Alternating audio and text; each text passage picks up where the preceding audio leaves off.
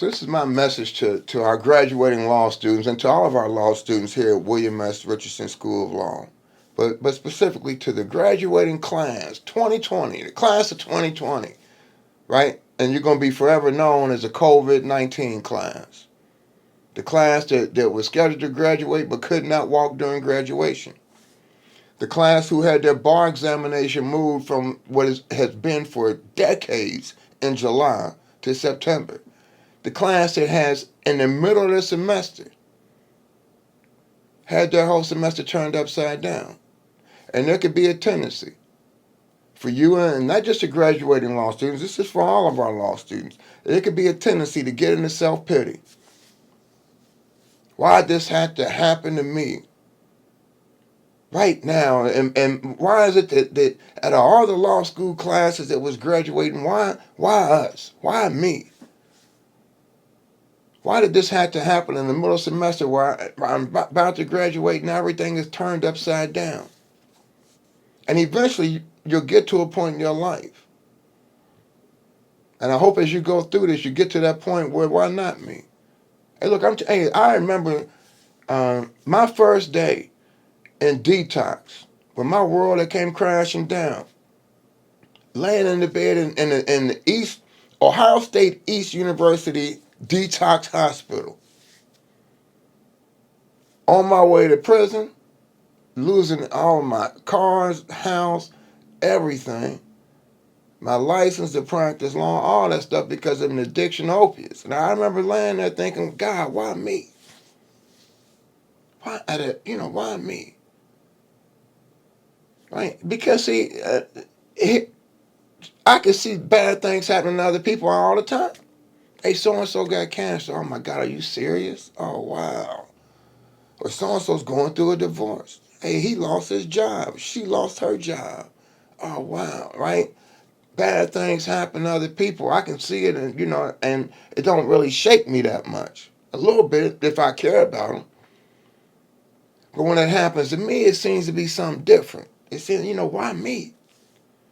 And what I want you to know is, as my life progressed on my journey, my attitude went from why me to why not me.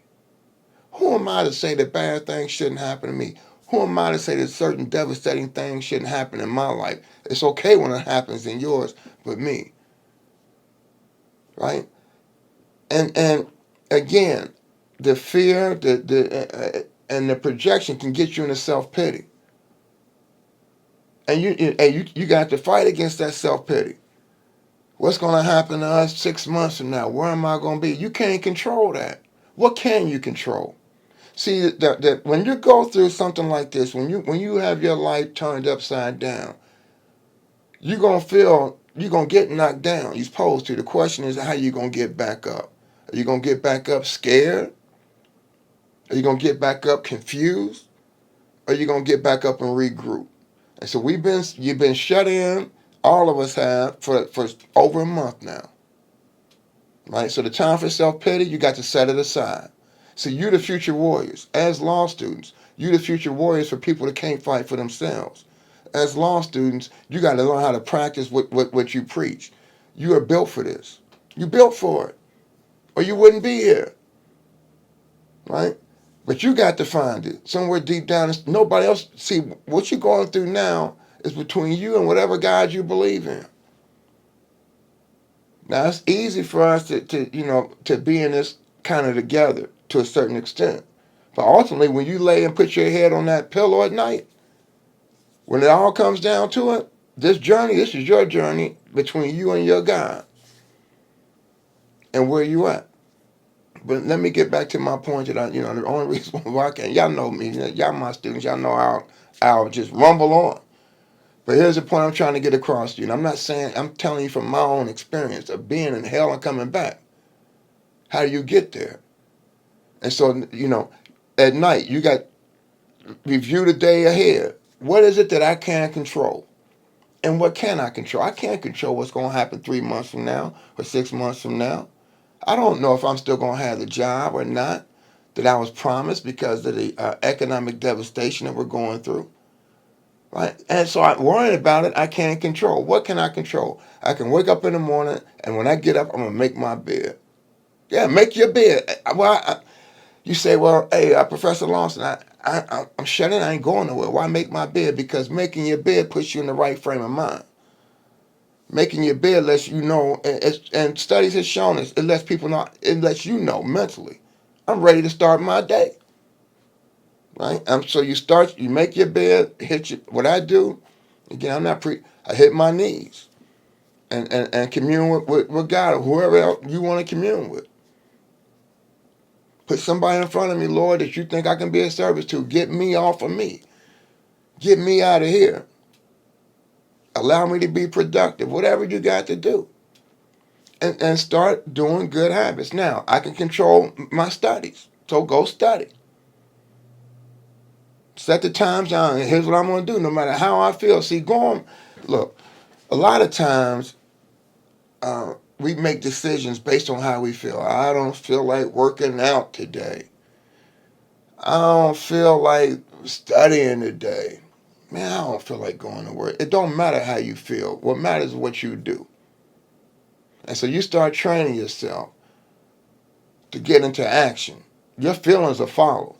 There are a lot of times I don't feel like, getting ready for class. A lot of times I don't feel like going to the gym or, doing my little makeshift gym out here.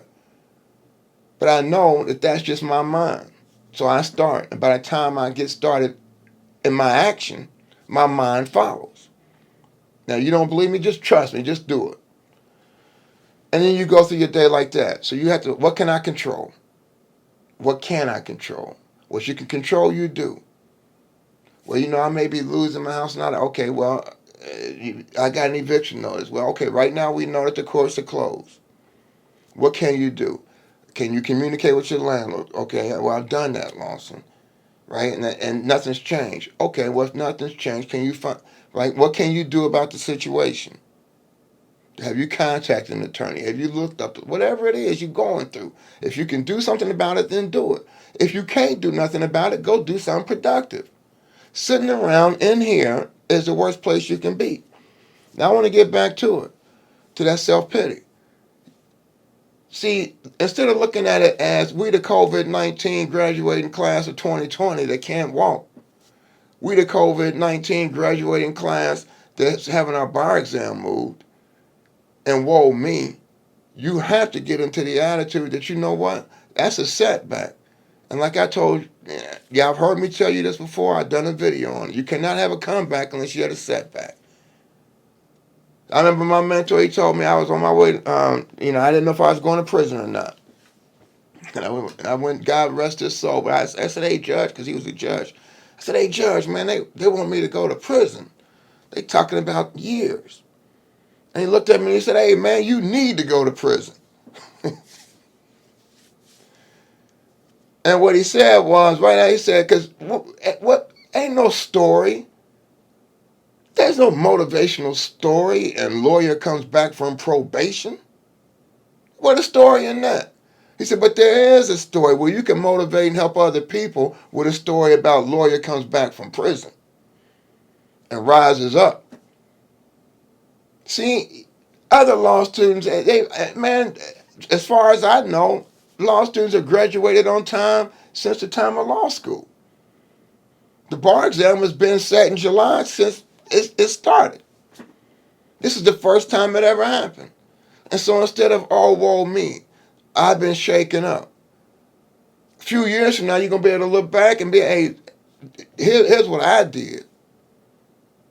See, here's a challenge that I faced, and I overcame it. In the middle of the semester, my life was turned upside down. Not only did I have to learn law classes online, my bar exam was moved. I couldn't graduate and walk with all the, right? I didn't know if my job was going to still be there because of economic difficulties with the COVID-19 shutdown. And I'm trying to study underneath all this stress and not knowing if I'm going to still have an apartment or a house because we can't make the note. And my husband or my wife or my partner, whoever, is out of a job and been laid off and we can't get the unemployment. And I still came through it. See, that's going to be the end part of that. But here I am now, still standing. And so again, like I said, hey man, we done all been shut in long enough for this self-pity to be thrown out the damn door. Now you future warriors, we are training you here at this law school to go out and fight for those that can't fight for themselves. They call you a mouth, whatever you want to call them, mouthpiece, whatever. But there comes a time where the only thing between injustice and your client's freedom, or injustice in the civil area of law, in an area, whatever type of law you're practicing, the only thing between justice and is you. You. And so when a client comes to see you, they coming to see you out of all the other lawyers because there's something about you, right, that they want. Hell, lawyers are a dime a dozen.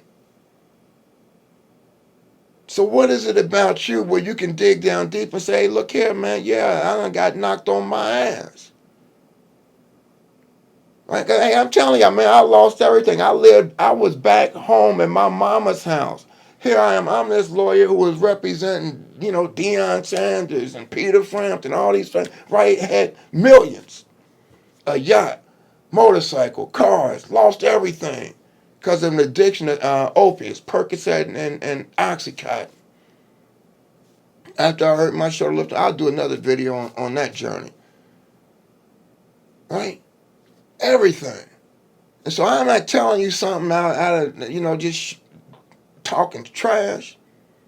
I'm telling you from my own experience. You got what it takes to rise up. So like I said, I can't give you a commencement speech. You're not going to get one this year, at least live. But what I can impart to you is from my own knowledge, because I care. Hey, look, we have not needed lawyers more than we right now. The last time is this late 60s and 70s. Well, actually, the 50s, 60s, and 70s, when we needed lawyers to go out there and fight for people. Up until then, now with everything that's going on in the country and in the world, you are needed. And so you can't, this is no mistake that you didn't end up here, excuse me, at this time, born when you were born, to be graduating when if you think this is a mistake, you got it confused. Right? You got it confused. We've been waiting on you all of our lives for this moment right here. And so when you go back and you look at what happened in the Great Depression, and you look at those strong people, when you look at what happened in the Holocaust, and you hear the stories about how all these individuals in the midst of tragic circumstances found it deep down inside, right? My preacher used to say, gird your loins, right? Whatever it is. But they found it deep down inside. They stood up, they straightened up, they arched their back, and they said, hey, come on with it. Come on with it. And so I'm telling you, man, hey, look, from one fighter to other fighters, I know that's what y'all are. Because I taught most of you. From one fighter to another fighter, hey, get up. And tell COVID-19, whatever else is coming at you, losing your promised job, having your bar exam moved out on you, facing final exams and you have to study and all the kids are still home. Whatever it is, hey, come on with it. See, all you can do is the best you can. And you leave the results to God or to the universe, whatever you believe in. Because that's what you can control. That's what you can control. You can't control what you do. And the question is, what you gonna do? Hey, what you gonna do? Right? How do you want to be remembered? 10 years from now, when you're talking to other young law students graduating, coming into your law firm, and they whining and crying about studying for the bar, do you want to say, hey, look here, man, let me tell you where I've been. And so if I can get through it, so can you. And you will use your experience right now to help others. Right? It makes you a more effective attorney. It's going to make you an effective person. If you need help, call out and ask for help. Part of your spiritual growth. Part of your growth as a young lawyer is going to be the willingness to say, I need help. I need help. Right? Because we're trained to say, hey, I know everything. Right? You don't. You don't. And that's okay. See, once you become okay with who you are and whose you are, then you don't have to pretend it is you are, like uh, uh who was it? Shakespeare said, to thine own self be true. Right? And so this type of adversity is going to introduce you to who you really are. See, I have in my mind the type of person I think I am and the type of person I want to be when the shit hits the fan. Okay, now the shit done hit the fan. Who am I really? And either I can be the type of person that wallows in self-pity, right? Wake up on the morning 65 with a COVID-19 shut-in, and I don't want to come out from beneath the covers. You can be that person if you want to. But I ain't seen that one student of mine that's built like that. Now I can see, maybe lying underneath the covers for the first 2 or 3 days. Maybe that's kind of long of the COVID shut-in. But I know you. I know you. And so, once you start getting back, you got to rise up. And once you start getting back into that self-pity, because it's going to come and go. It's going to come like anything else. It's going to come and go. You still got to go back and remember. Right? Who you are. And what you're here for. And the struggles you face. You cannot, and you should not, want to take the path of least resistance. All of my pain and all of my spiritual growth, first of all, has come through painful learning.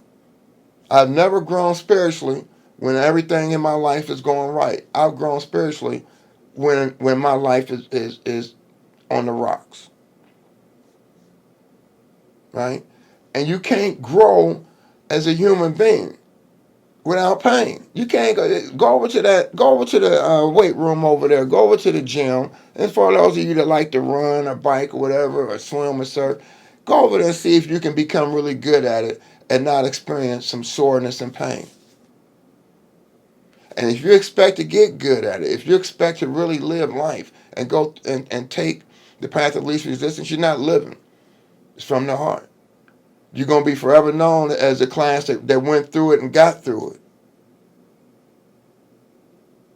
And you'll be able to look back at yourself and say, you know what? Hey, I can take on anything. If I got through all this, if I got through not knowing if I'm going to be able to pay rent because my life suddenly got turned around. If I got through taking the bar exam when I didn't know,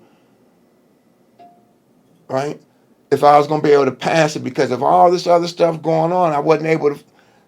If you can get through all that, hey, there ain't nothing else going to scare you. You're going to be still. Like, hey, that's how they make steel, putting it through that fire, right? Gold, all that, right? You got to heat it up. You in the heat, you in the fire. And the only way through the fire is go through the fire. But when you come out on the other side, hey, you're going to be strong as steel. And so when your clients come to you and they got insurmountable problems, you're going to say, hey, look here, here's what we're going to do. You can't promise, but we're going to fight. So, run this over. If you're getting self-pity again, hey, run this over. But get into good habits. It's not just about motivation. Get into good habits. Get up in the morning. Make your bed. Go do what make that list the night before. Here's what I'm going to do tomorrow. Here are the things that I can control. Right? Here are the things I can control. What am I going to do about the things I control? I'm going to do something. What about the things I can't control that's in the future? I got to stay in the moment. How do I do that? By controlling what I can. I make my plan, my habits. For the next day, I get up, I make my bed, say my prayers, take care of my personal hygiene.